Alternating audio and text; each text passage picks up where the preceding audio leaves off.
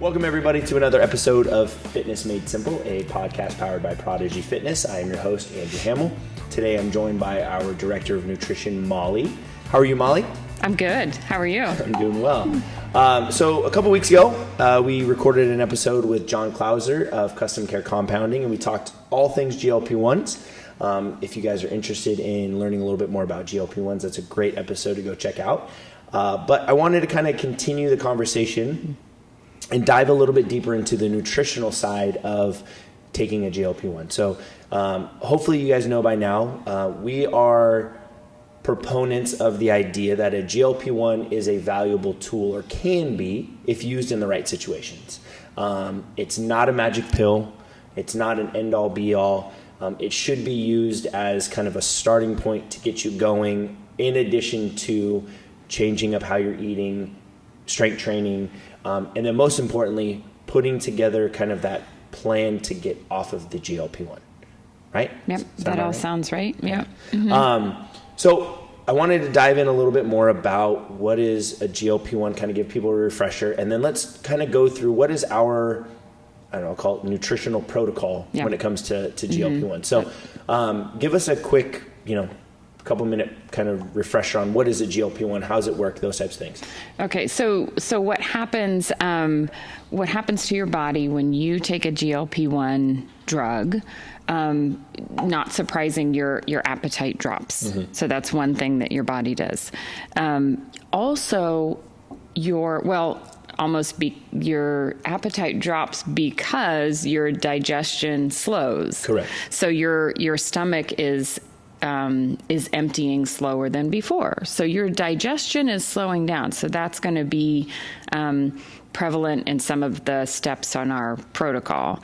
Another thing that can happen, it's more of a side effect and not a definite, is you can get extreme nausea, which would also mean it would add to the lack of appetite. Sure. So two things could be happening there.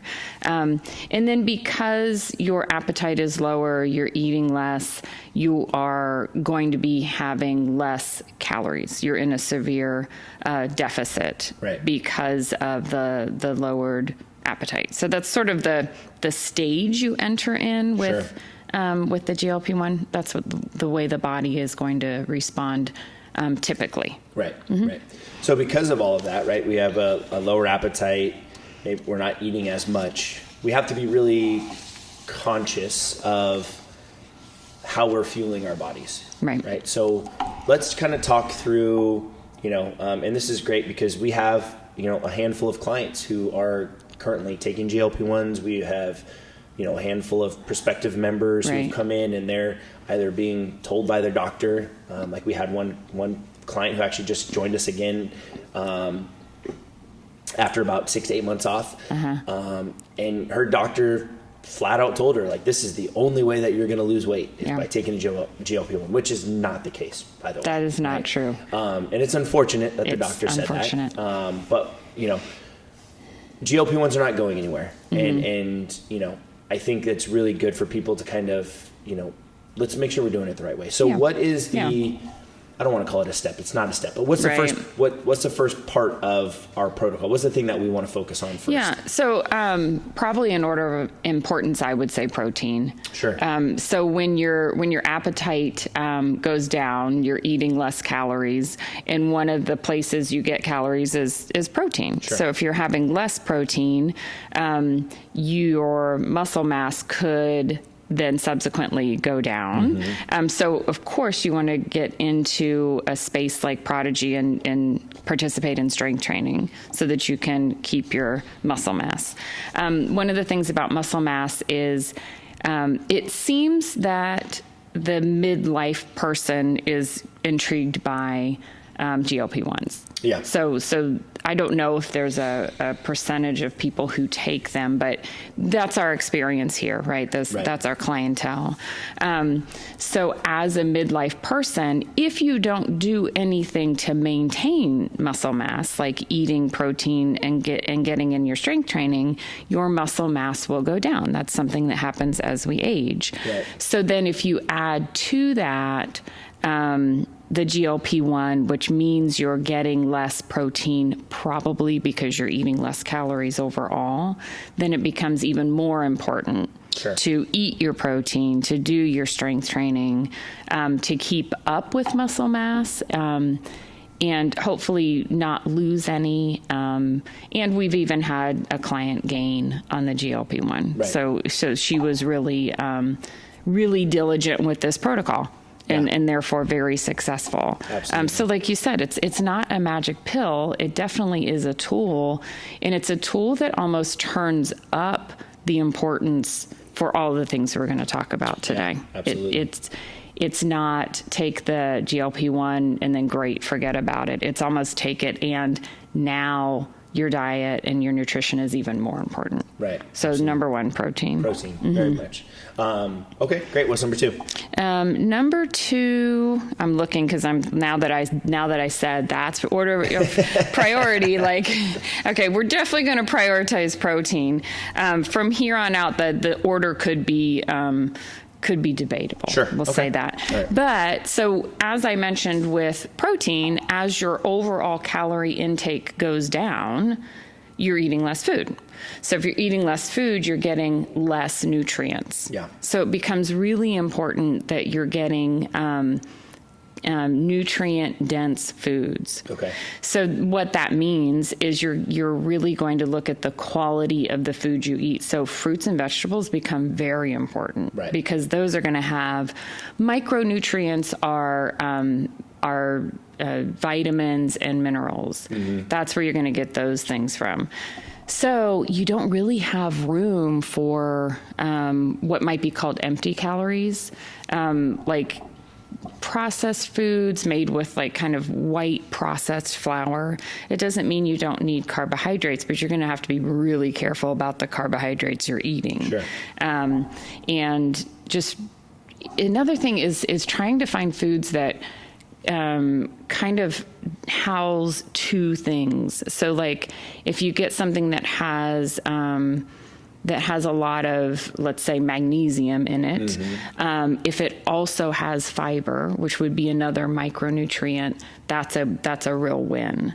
So it's a practice, and it is something that I help our members with, like what's going to give you the biggest bang for your buck. Sure. So it's really important to look at the nutrient count of the foods that you're choosing. So it's really you have to be really careful with that because your appetite's not huge. Right. So you have to pick the real winners. Yeah. Mm-hmm. And this sounds like this is something that, and I think that you and I both have said this, like our quote unquote like protocol when it comes to GLP-1s really is something that everybody can benefit from, right? Whether you're on a GLP-1 or not. Right. Like we should all be strength training at least 2 to 3 times a week. Right. And we can save that for another episode. We should all be,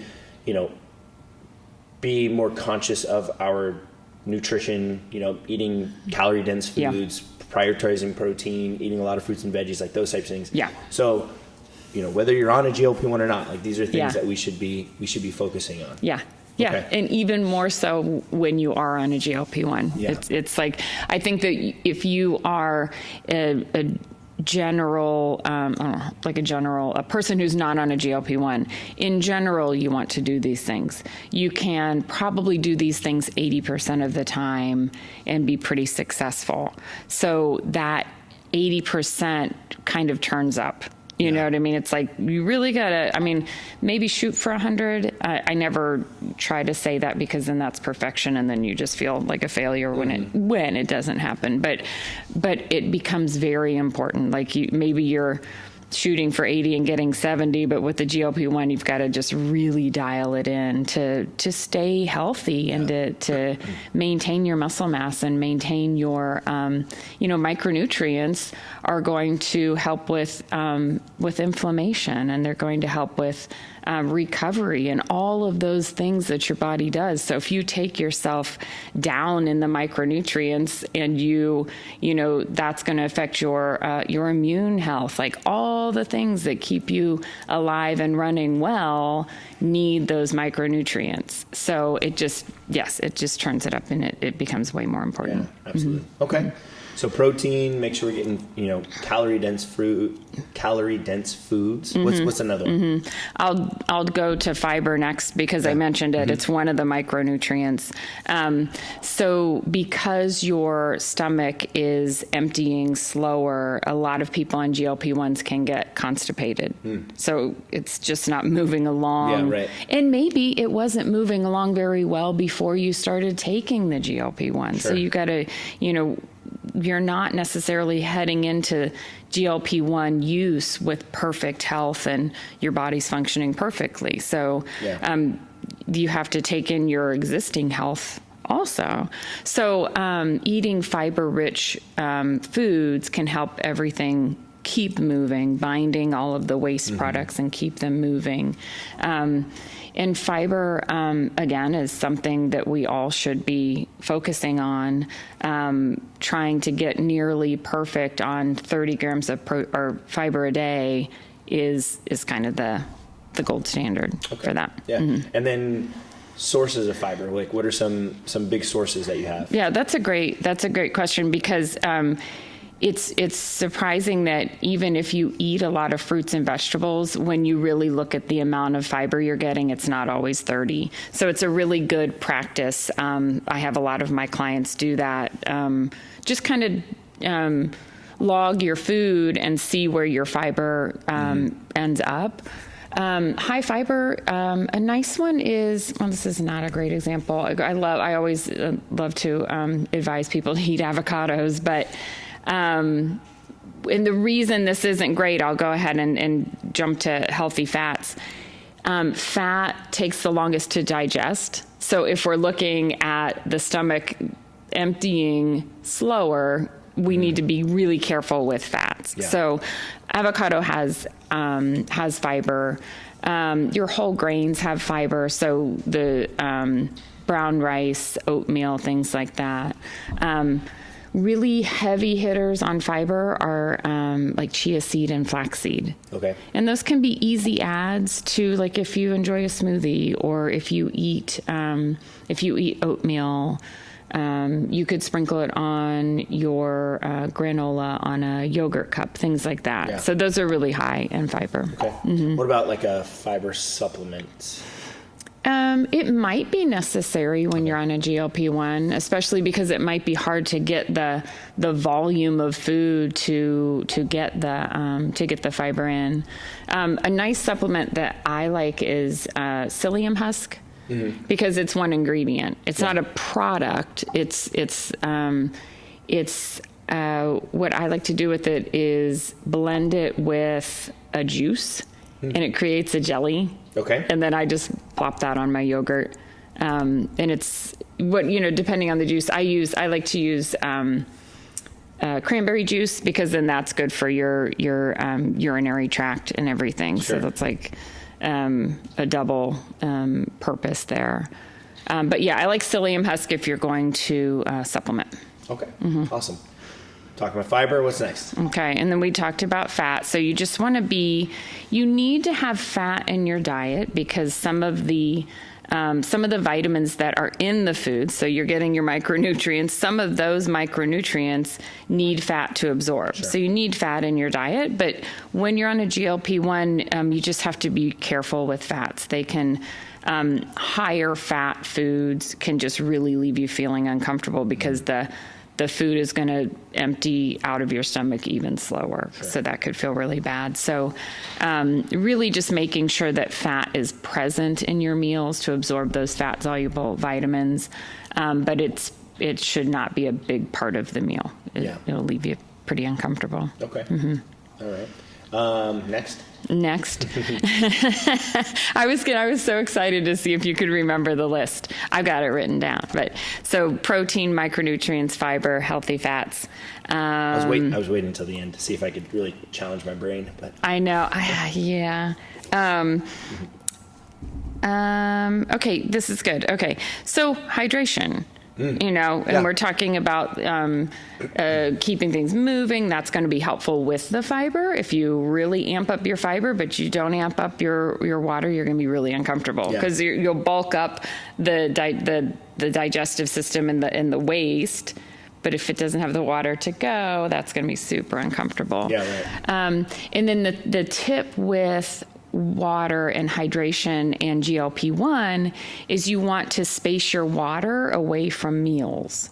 Oh, okay. Because you can only eat so much, and you don't want the water to fill you. You want the food to fill you. So you want to drink your water 30 minutes before or 30 minutes after.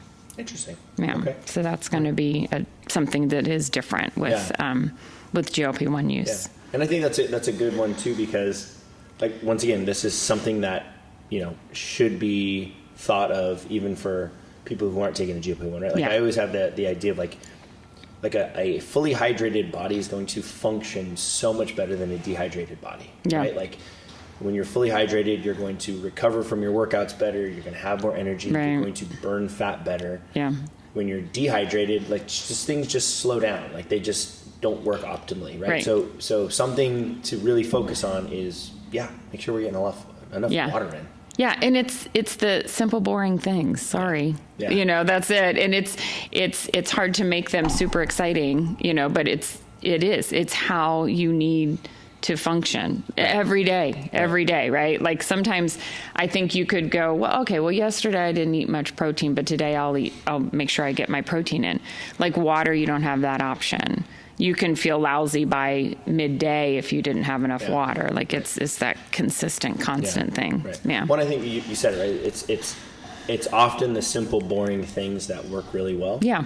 Done consistently, right? Like when it comes to working out, let's be honest, like the simple, boring things work really well. And there's no like magic exercise, oftentimes the things you see on social media where you got that person standing on a Bosu ball with their eyes closed doing some crazy thing, like that's not getting you results, right? It's the simple things, similar with nutrition, right? Yeah. And it's something that people don't want to hear. They don't. They want the magic pill. They want the fancy, crazy thing. Yeah. But in reality, it's the things that you do consistently. It's the simple things that are really going to get them results. Yeah. Yeah. The other things are really just distractions. Sure. So if you want to take, a side road, you do eventually have to get back to this. And the same with GLP-1. If you want to take it and not do anything else, then that's going to be just like any other kind of fad diet. You might drop weight, but eventually your body's going to need the steady income of nutrients. Like it's just that's just the way it is. So I'm really proud of the work that we do here, and we're here for the people so that they can use this tool and we can support them with what we know. Right. Period. So after water, what do we got next? Okay. So next is sleep. Yeah. What does sleep have to do with nutrition? So sleep is so that kind of everything can work, right? And so I think it's really the most important connection is with the muscle retention and muscle growth, because when you're sleeping, when you're resting, I'm going to tell you something you don't know, Andrew. Please tell me about please tell me about sleep when and physiology. You're sleeping and when you're resting, that's when you're building muscle. So it's not while you're in the gym working out. It's not when you're eating the protein. It's when you rest, you go to sleep. That's when your muscle is going to build. So it's super important. It's right up there with water 100%. To make all your efforts worth it. Right, so, right. And so sleep, at Prodigy, what we're doing with our members and how we work with people in the gym and in nutrition, it's not like we just say, well, you need more sleep. Sure. Just sleep more. Right. Or even just go to bed earlier. Right. That's not what we're doing. We're going to talk about the entire routine. And if that routine or that, maybe we have an insomniac and they are super stressed out about the thought of bedtime. Yeah. We're going to back it up and maybe focus on a time earlier in the day where they can practice some really simple, not even meditation, just sitting still, so that your body can learn to relax away from that super stressful time of bedtime. Yeah. So there are there are different techniques that we can talk about and negotiate with our members and settle on something to try. Sure. Not just, we'll just sleep more and leave them on their own. Right. Super not fair. Right. And I think that goes to the idea that we talk about, and I think it's a great reminder, even for our members who we say it to them all the time, but like the idea of, more is not always better, right? Like, while we are big believers in strength training and we want you to challenge yourself and we want you to push yourself when you're here, doing more work isn't what's helping you build it, right? Like, you're breaking down muscle during the workout and you're using recovery, your sleep. That's when we're building it back up. So the idea of like, hey, it's okay to take a rest day. Yeah. It's okay. You don't need to come and go every single day. Like, ultimately, the resting is it's arguably just as, if not more important than the workout themselves. Yeah. Not only is it okay, it's necessary. Sure. It is the other piece. Right. If you're truly challenging yourself in the gym the way you should be, right, you should include rest days in your program. Yeah, purposely. And you should focus and put a big emphasis on something. Yeah, totally.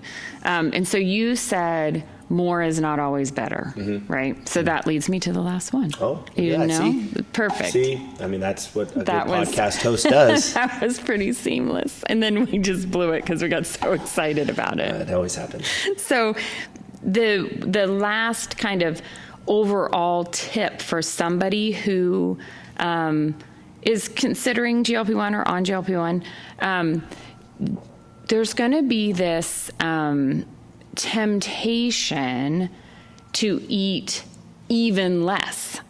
Yeah. Right? So if your appetite is kind of calmed and you're eating less, there is a temptation of, I could eat even less and kind of speed up the process. If I'm eating less than I was, even less than that will just make this all better and faster and more successful. And I think that sort of mindset, it just goes across a lot of different areas of our life. And it's sort of like, I feel like it's sort of the American way, right?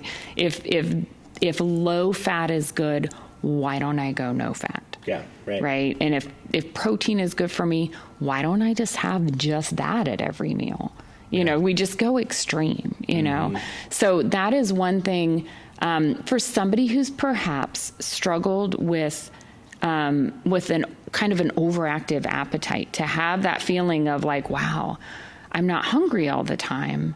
I'm going to go with that. Like, now I can really skip a meal or eat less. So avoid that temptation and set yourself up for eating times, because your body might not tell you it's hungry. Sure. But you do need the food. So you don't want to get on this super rapid weight loss that is going to cause muscle loss and just too much, muscle loss. Like, you want to lose fat, and you can safely lose 1 to 2 pounds of fat a week. And that's pretty aggressive in itself. Sure, so you don't want to go beyond that. And so you want to set yourself up for small meals throughout the day, like every 3 hours, a small meal, kind of hungry or not, and go ahead and just kind of force that. Because to your point earlier, you said at some point we want to at least back off of the drug or get off of it. So that practice is going to set you up for this ritual and routine that can stay a part of your life when you don't have the drug holding back your appetite as strongly. Right. So making yourself eat, and then you can practice that routine without the food noise that maybe you have when you're not on the GLP-1. Right. So make sure that you're eating. You also just also need that food to have the energy to do the strength training, to think straight, to have this sustainable new lifestyle. Right. Yeah. All right. Okay, so there were 7 of them. Oh, wow. Okay, I'm excited. We're gonna test my Yeah. recall knowledge here. Okay. All right. Protein, calorie-dense foods. Yeah. Nutrient dense. Nutrients. Sorry. Well, because honestly, Yeah, that okay, is different. Right. Yeah. Okay, so, okay, we'll start again. Okay. Protein, nutrient-dense foods, water, healthy fats, sleep, small meals, consistent small meals. That was 7, right? Yeah, and to be fair, you just missed fiber. Oh, dang, fiber. But that's sort of in the micronutrient. Yeah. And then bonus, if you can say why we said healthy fats. Why did we say healthy fats? See, you're just putting me on. See, this is the teacher in you. I didn't sign up for bonus. And so I'll do what he does if I don't like the workout he gave me. Why did we say healthy fats? What was it about them? Slower digestion. Yeah, no? Yeah, so what do you need to remember about healthy fats? Oh, they help with nutrient absorption. Micronutrient absorption. It's amazing. As you can tell, I was totally paying attention to what Molly was saying. Okay, so thanks just for making to be me sure, look like a ding dong. Because you just said healthy fats, I didn't want to give the idea of make sure you get your healthy fats. The idea, and you're right, it helps absorb certain vitamins. So it helps absorb certain vitamins, but you don't want to have too much because it really slows down digestion, and your digestion is going to slow down anyway. That was a teachable moment. See, that's... I'm sorry. There we go. All right. Well, on that note, I'm just kidding. Anything else about nutrition when it pertains to a GLP-1 that we haven't covered today that I think people would love to talk more about or should know more about? Not that I can think of, except that I would love to leave with the idea that this isn't something that you should just know how to do on your own. Yeah. Don't be so hard on yourself about it. It's not something that you should just be able to look it up or use AI and make a list and then follow it. Right. It's tricky to figure it out for you, but it's really successful if you figure out what works for you. You own that. You are always going to be you. Mm-hmm. If you have a list from AI, it's hard to navigate that for you. Right. So it's worth taking the time to figure it out on or off a GLP-1, right? We have one client that really dialed everything in before she started and really understood nutrition before she started.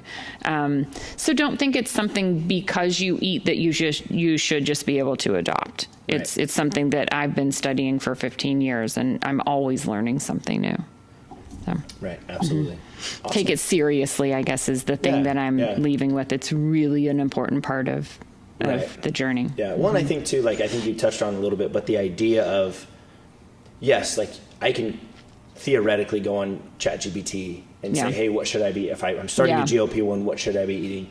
And it might tell you exactly what we just laid out, right? Sure. Very similarly, I can go on to ChatGPT and say, hey, write me a workout plan. Mm-hmm. And it might give you the exact same thing that we're going to write. It's going to give you squats and push-ups and all those things. But the true power and where people are so I say that to say we all quote unquote know what to do theoretically, or we think we hear that all the time. Right. I know I should be eating better. I know I should do this. Mm-hmm. We all know that, but there's power in coaching, right? There's power in getting guidance from knowledgeable, coaches who ultimately want your best interests at heart, right? Yeah. So I would say if you're somebody who is looking to start on a GLP-1, who is kind of trying to figure out this whole strength training, nutrition thing, come give us a call. Yeah. Prodigy, right? Humbly speaking, right? Humbly speaking, we can absolutely help. Totally. And most importantly, we can be that person in your corner who is going to, we're going to hold you accountable. We're going to cheer you on while you're doing this, right? Yeah. And we're going to be that place when you do slip up.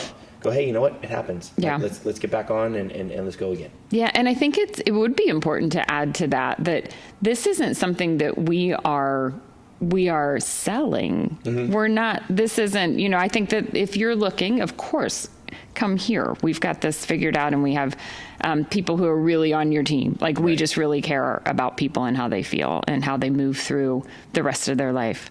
But if you are looking, I think a red flag would be a facility that's handing out GLP-1s. Yes. Huge red flag. We're saying work on that with your doctor, and then we are the team to support your success thereafter.